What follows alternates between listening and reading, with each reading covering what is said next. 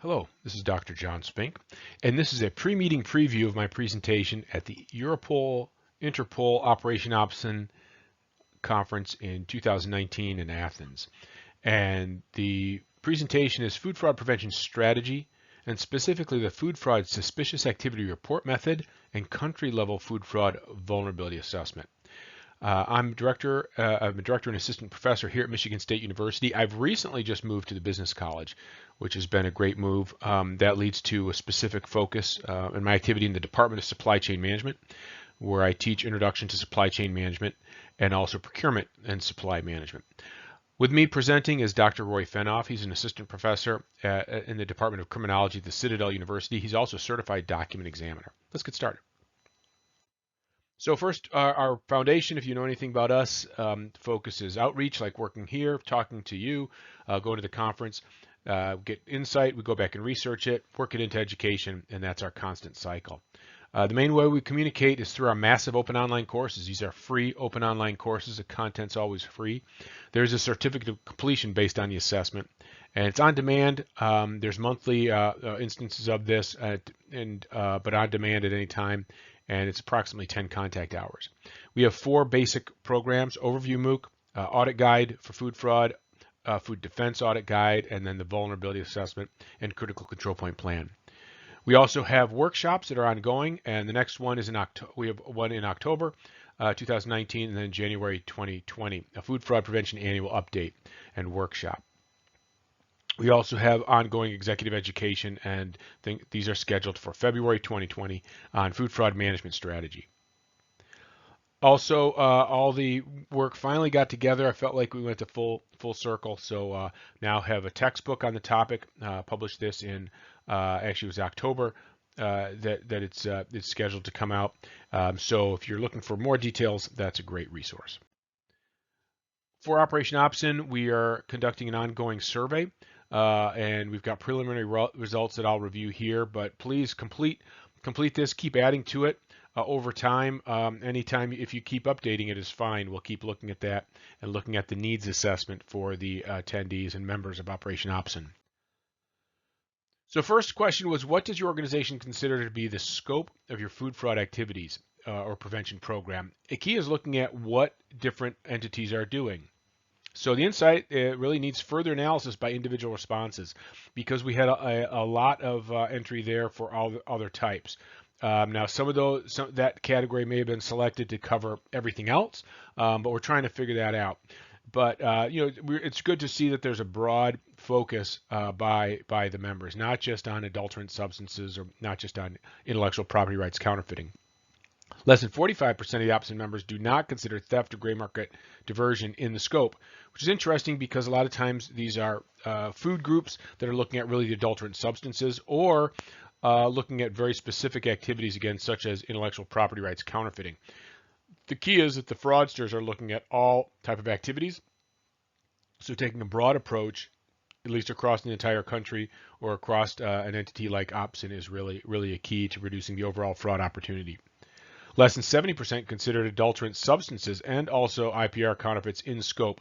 This is by definition the Opson scope. So it's interesting to see, what was in scope, what was out of scope, and so we'll keep looking at that and keep reviewing that. Big recommendation from the prevention standpoint is start by considering all types of fraud. At least start considering all types of fraud. Doesn't mean you have to work on every single one, but consider the big picture. Look at all the activities that are happening in your country. It may be diversion, illegal diversion or smuggling may be a key across borders in Europe rather than adulterant substances for you. But first look at the big picture to look at the data, and then go into the specific areas that are within your area of responsibility. Question 4, has your organization conducted a food fraud vulnerability assessment? It's good to see a good yes number, but there's an awful lot of no's there. So Risk Management 101, well, specifically ISO 31000 risk management, is to establish the context and conduct a risk assessment.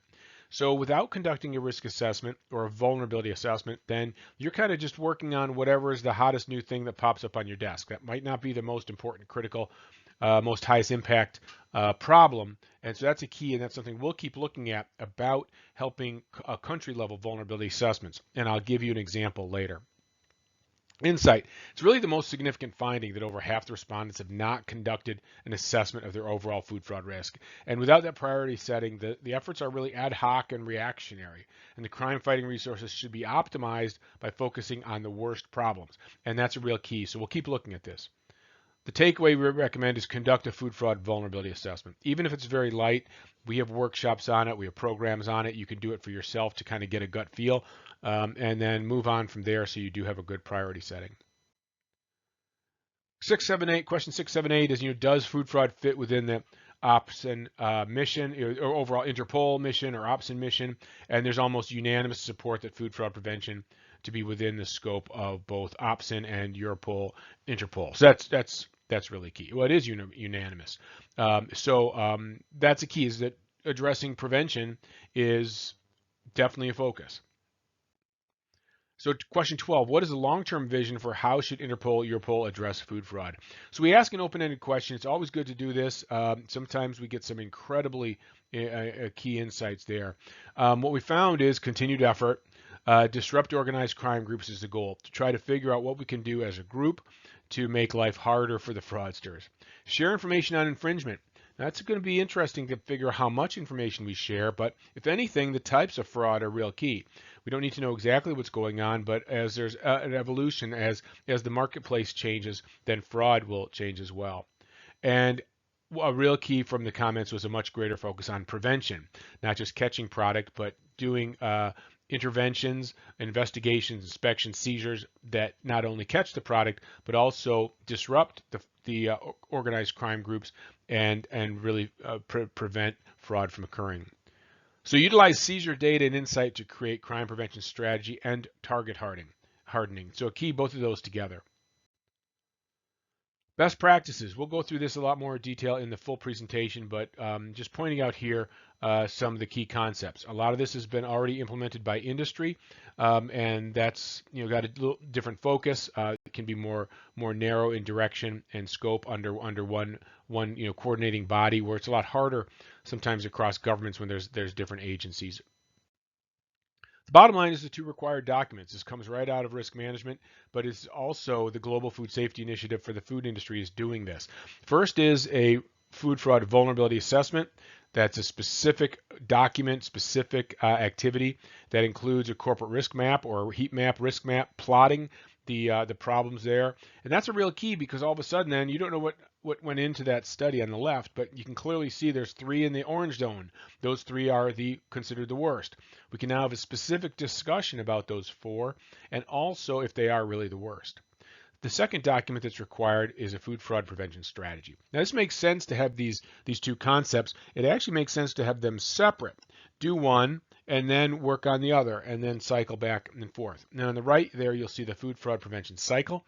That's just a plan, do, check, act type quality management system that's been adapted specifically to food fraud. And there's academic articles on that and a lot of training in the MOOCs and workshops if you'd like to have more information about coordinating the activities. Key is that industry is starting to do this. There's best practices. We're starting to look at it in academia, have research on it, and education, publication, and even training. So to look at what some best practices around the world, Trinidad and Tobago, really interesting to work with them, and they had several issues that came up that led them to focus on food fraud, and they came up with this executive summary here. It was real key, real interesting. So first is to define food fraud, even if only as a summary of other laws and regulations. It is already illegal. Really, food fraud is illegal under one law or another, most likely. But the key is to have some statement here. So as it says, in the absence of an express definition of food fraud and provisions for the creation of the offenses to permit the punishment of offenders under the Act, and they're identifying that. And lack of common interpretation of food fraud among associated state agencies is clearly identified as a challenge. So they went ahead and did it. Then the findings there is a key, is the activity to continue along to clearly define the term food fraud and establish its parameters as an offense. What it does there is then it defines what is food fraud and then who should be working on it and what are the most efficient steps for prevention. And the key what we've seen is centrally entrusted interdisciplinary and interagency task force. So they identified the need for this, and it did get started. What's the key is this is a starting point, and this is a call from the Parliament to the government, gives a clear direction. This is exactly what should be happening at a very high level. A policy statement is created, and then actions by multiple agencies departments can be judged under this overall mandate. That's what happens in corporations where different departments, different groups, different operating companies are working a little bit on one thing or another. And then the corporation at the very high level, whether it's the president, the CEO, the chairman of the board, makes a policy level statement that requires the different entities to work together and explains what is success. And what we see here is then along the way is to review if desired outcomes are achieved by current processes. So, things like warning letters to seizure of product, things like that. So they're identifying already what some of those actions could be or should be. So here we've got an example of a country that's already taken the most critical first step that's coming from the policy level, in this case the Parliament, directing the agencies to work together. Now, I mentioned a couple times the fundamentals, and at the very base is risk analysis and decision making, and this is really outlined in ISO 31000. And ISO 31000 is risk management, so it's an international standard. And the first step is establishing the context, and that's something you'll see that Trinidad and Tobago did, is to establish what is food fraud, why are you working on it, and those are looking at the external, internal parameters or the context, and then look at the scope of the type of risk, and then also what you're going to do with risk management policy. After that is risk identification. Now they already had incidents, and so they specifically defined those incidents as the trigger, the action, the call to action, the spark that led them to lead this. But that's something that they already had there in that process. And then risk analysis. How would they go about looking at this? And in HACCP terms or food safety terms, this would be a combined step of hazard identification and hazard assessment. You're analyzing it. And then finally, that risk evaluation. So just because you have a risk doesn't mean that it's a risk that's so bad you should work on it. There's some risks that are so costly to respond to that you would maybe not address it directly, but have some other type of risk transfer practices, such as insurance or things like that. So you've got a risk evaluation, and that leads then to risk treatment. And that's managing the system to reduce to within the risk tolerance. At the very end, Trinidad and Tobago has already started to talk about things that could be in that risk treatment area. So how we look at it, the big picture, is an enterprise risk map. And again, from the risk assessment process, it starts with that hazard identification. So what are you looking for? And then once they know the type of fraud they're looking for, they can put a monitoring plans in place to see where it comes up, if it comes up, and any type of modifications. Then we've got this whole idea of risk decision making. Where do you invest? How do you invest? What's enough? And that leads into the risk management concepts of risk tolerance. There's a certain level. Risk tolerance is more of a measure of the amount of activity, things like that. And then risk appetite is generally how you feel about it. So over time, you may be okay with a certain type, or as a society might be okay with a certain type of level of fraud, but all of a sudden there might be a different type of outrage or change in focus. Things like over time, different areas are focused more on health in one way or another. And so at one point, it might be tolerable to have a certain fat content in some type of product. And then later, over time, people figure that's not really acceptable. That's the shift in the risk appetite, what we're willing to take. The key is this sounds so complex for a country, but it can work. And I'll show you an example of it at the very start to try to figure it out. How to plot these things. And the key is what you really want is at the very beginning. If an incident comes up, you want to at least start to understand if it's in the red zone, on the border, we should talk about it in the yellow there, or way down in the blue zone. And that's what we've got here. As soon as an incident comes up, you can look at what you think is the likelihood and consequence. Is it A, B, or C? Where does it fit? Now, if we have something that shows up in the A zone, what's great about that is we can say, okay, we've got a red zone risk. Let's talk about it. And everybody knows what that concept is, that it's very bad, very dangerous. Now, as we talk about it, we might realize, well, one agency might think that that's really bad, but it might, in the big picture, it might not be. There might be other issues, other things going on that lead it to really that they judged it as a very high likelihood, but actually it's really a medium likelihood because of maybe border controls or other type of monitoring. And that's great when we have that discussion because the risk assessor thinks it's a very high, very high likelihood, very high consequence. But as we talk about it, we realize that it's really not. And all of a sudden, then in the future, when the next incident comes up, that risk assessor will be able to then realize it's really in that B zone or way down in the C zone. And that will help with efficiency. What I constantly get from people is, but that won't work for government, right? Well, that's great for companies. They've got all these different things going on. Well, I'll say not so fast. An example is in the U.S. government, they do have these government accountability reports that review enterprise risk management and COSO, the exact same concept. You see the cube, the COSO cube there, applied to government. And the standards for internal controls in the federal government, this is just exactly what those COSO principles are. And then specifically enterprise risk management.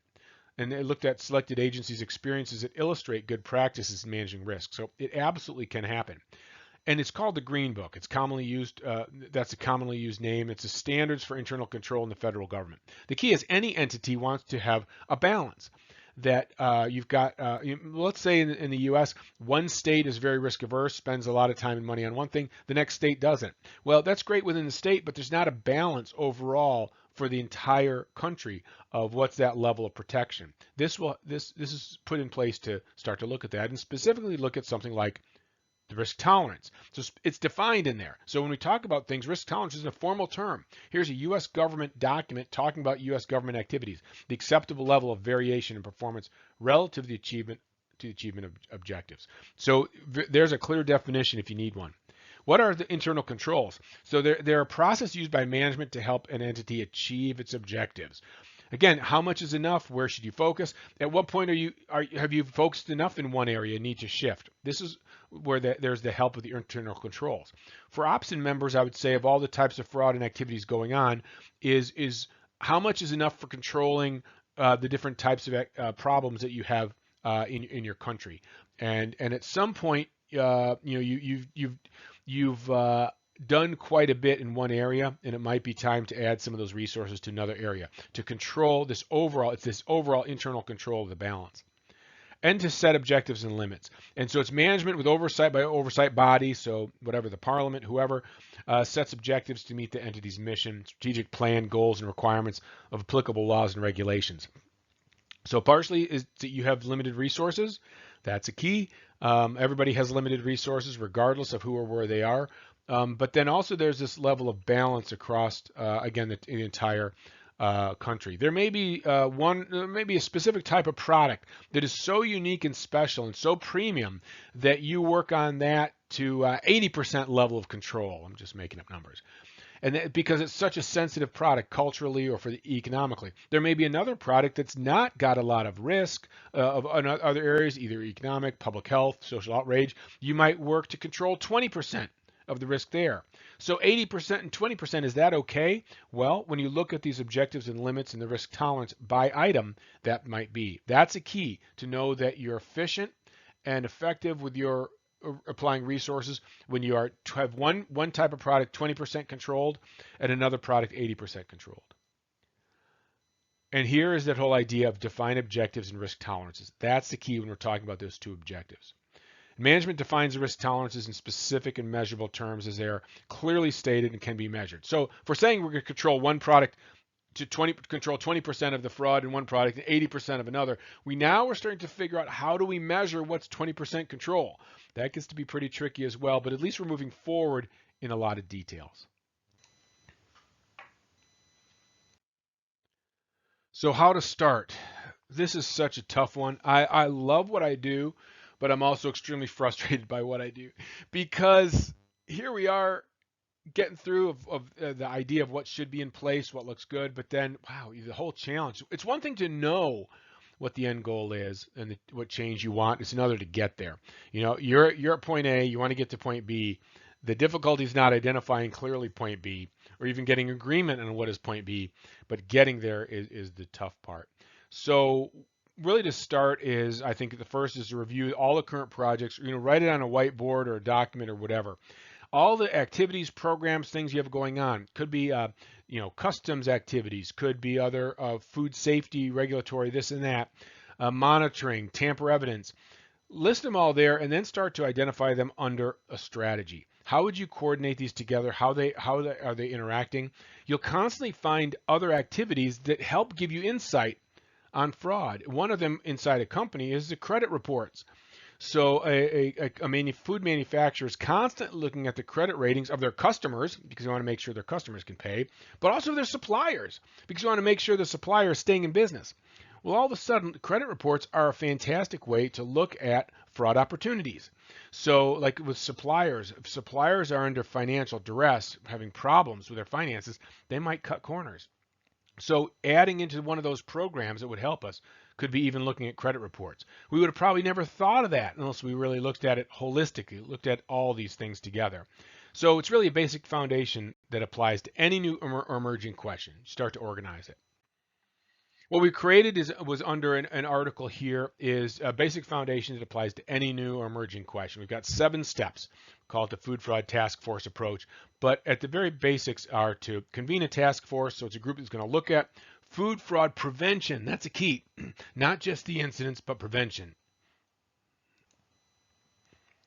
This could be a formal group, could be just you that are working on the team there, but this is a good place to start. It's most effective if it's formal. If we were looking at this in the Trinidad and Tobago context, it would be that Parliament would ask for a food fraud task force to be convened and to address these issues. First, to create that enterprise-wide mission policy statement and begin by drafting the food fraud prevention strategy and plan. Trinidad and Tobago has done that in that Parliament that document from Parliament of exactly what is the scope and what's the mission, what are the levels of control. Conduct a pre-filter food fraud initial screening. This is a real quick review. How bad is bad? What's going on? Let's get a lay of the land.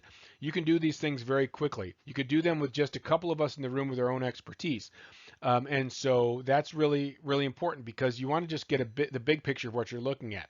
Is this a huge problem or not a big problem? Is it a problem for only specific industries or across the entire marketplace?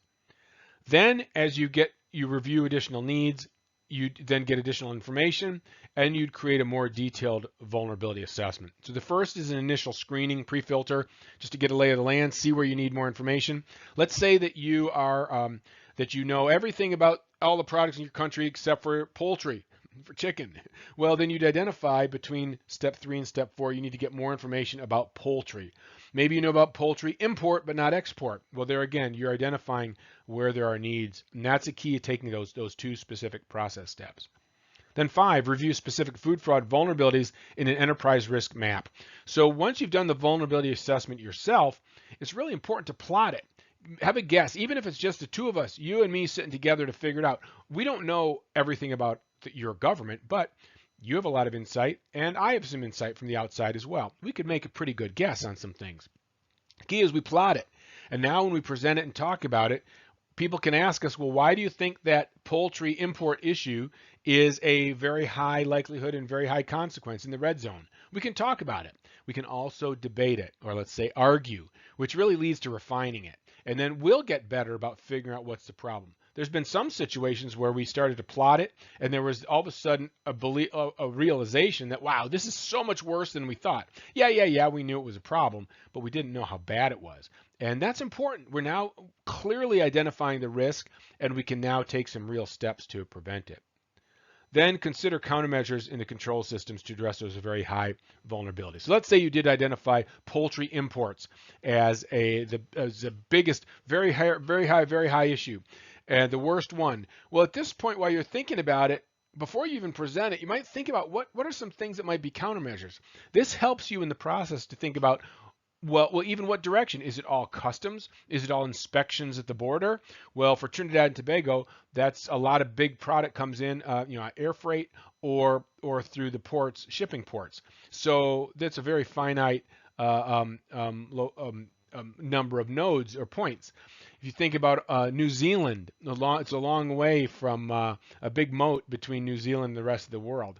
But all of a sudden, if you're a country that's got land borders, if your Switzerland, then there's a lot more borders there that small parcels could cross over. So there could be more of a concern of small parcels.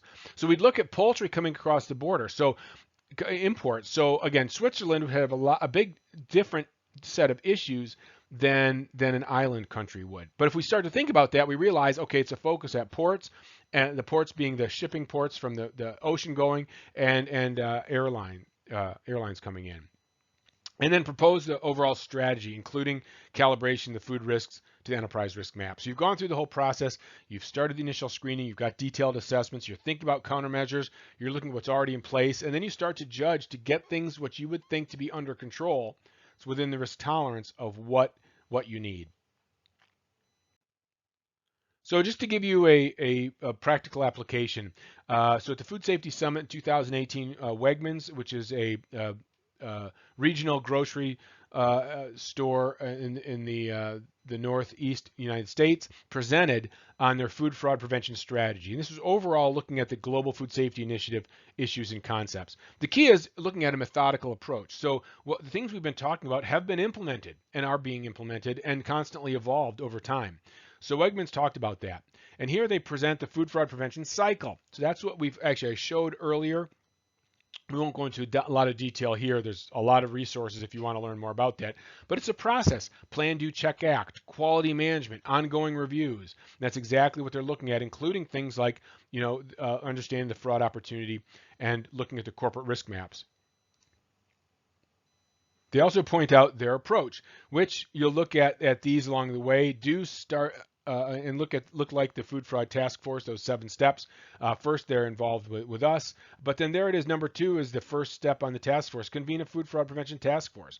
They conducted training. They created the enterprise-wide Food Fraud Mission Statement, and that's a part of the Wegmans corporate procedure. They conducted a pre-filter and the detailed assessment, plotted on the enterprise risk map, and they've got continuous improvement. It's in development. So you can see that there are some entities that have implemented this, and so it does work.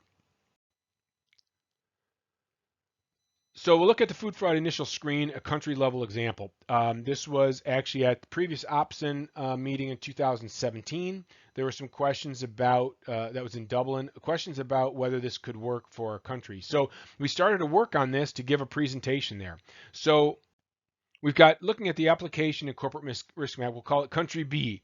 We used a specific country, but we're thinking of we used a lot of general concepts. So this is a real assessment. This is not a hypothetical case study with completely hypothetical information. This was several of us sitting down and trying to actually do it. And we did it. As you'll see, it's actually done. Yes or no, did we do it? Yes. Now, was there a lot of detail? Was there a lot of resources applied? No, but there's a great starting point. And as you'll see, that we've got a good area to start to focus on. And it is a country level food fraud initial screening. And even calling it initial screening from a different than a vulnerability assessment is good, because it shows it's high level. It states it. It's in the title. There's low certainty and low robustness, but still it's a valuable insight, because the people we're working with understand what's going on in the world, and I've got external perspective. So what you'll see here is the way we plotted it. And we're looking at the corporate risk map. We've got incoming and outgoing goods all plotted together. Now, the key is you'll see a big cluster up here in the very high likelihood and high consequence. But right there is E. The thing that we've identified as E incident is the one that's the worst. And so we've got a good place to start there, and then we'll work on these other ones. And you'll notice at the bottom we did identify right away the certainty and robustness, saying that certainty is a 1 out of 10 and robustness is a 1 out of 10. What we're trying to do there is just say, hey, this is just a quick pass. We're not saying it's the be all end all done. This is just a good quick view. Now, if you're from a different agency, different group, and you have some insight you want to give, then that's great. Maybe if we get together with a second agency, then the certainty and the robustness goes up. If we use more data, maybe the robustness goes up. But it's a starting point again, because we boiled the entire country down to specifically this item E, but also the B, F, and say 3, 4, 5. And what we did then is we looked at specifically identifying some of these areas that are in here. So here's E. This is the one that we were worried about the most. So we then identified, just gave it a code E. The likelihood and consequence is very high, which leads to a conclusion of very high. This happened to be export product of meat, seafood, and dairy. So this was a country that had a lot of very premium product, and that was exporting it and got a lot of value for that premium product, but they were exporting it into markets where there's fraud. And if you think back, horse meat and beef, things like that, that if that's happening around the world, then all the product that's exported is potentially impacted by that. So we didn't start to say what we would do about it yet, but all of a sudden to realize when we looked through all these different type of concerns, that was clearly the most impactful for the country from a public health, economic, and social standpoint. Now, again, the next step would be for us to increase the certainty and robustness, so we start to have it be more of a more detailed assessment, but at least we've got a good starting point. So for me, saying the next steps for Opson, what are my recommendations? I love being here because you challenge me, you ask questions, you make me think, you make us go back and research more. I say I'd like to be right the first time, but I don't want to be wrong the second time, which means that I want to ask questions. I want to lay it out here. So for me, I think the next steps are consolidate information on incidents. I think incident reporting. That doesn't need to be a lot of detail, but just the general activities that are going on, the types of fraud acts that we see. It could be one act, it could be 1,000 acts, but if you give the details, it helps us. So each country could conduct this food fraud suspicious activity report method. We'll present that later and share the summary results. And summary results at the very high level. If at the very beginning, when someone first saw melamine in infant formula and skim milk powder, if that information was shared generally, then the general information can be shared more quickly instead of very specific incident details. But at least there will be common knowledge of melamine as something to look for. Consolidate information on the root cause of the system weaknesses or those vulnerabilities. So again, the thing with melamine wasn't tested for. Horse meat there weren't a lot of species tests for that in beef. So we first look at the incidents. When we understand the incidents, we can also then generally look at the system weaknesses. When we start to understand those and give ideas like, hey, why don't you do some horse species tests, then that helps the next step. So each country conduct their own private food fraud vulnerability assessment, but share the overall concepts of the vulnerabilities. An overall shift focus to crime prevention. That's just such a key. Identify how, why, where the topic vulnerabilities occur, and discuss how to reduce those hot spots. Again, we're not sharing very specific information. This is very general. But again, if we find that it's horse meat and beef, then we at least understand there's species swapping. The place to check is where raw materials are coming in before they go in operations. And then also to look at where these hotspots are, or where the fraud occurs, where someone is able to a fraudster is able to swap out that product or put the fraudulent product into the marketplace. And that's a key with I think some more information sharing. The more we know about these general fundamental concepts, the more efficient we'll be at working on prevention. Now we'll take discussion, and look forward to the presentation in the next couple days. Also, as I mentioned before, there's the link to the book if you're interested. Thank you. Have a great day.